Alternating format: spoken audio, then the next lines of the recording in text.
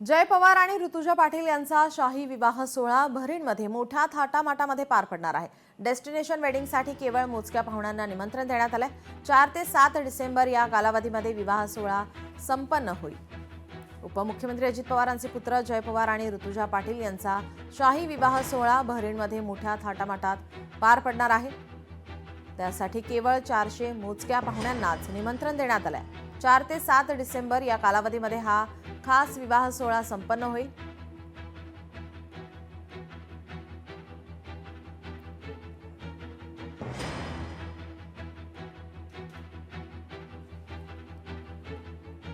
केवळ मोठ्यांना या विवाह सोहळ्याला निमंत्रण देण्यात आले। 4 ते 7 डिसेंबर या कालावधीमध्ये विवाह सोहळा हा संपन्न होईल।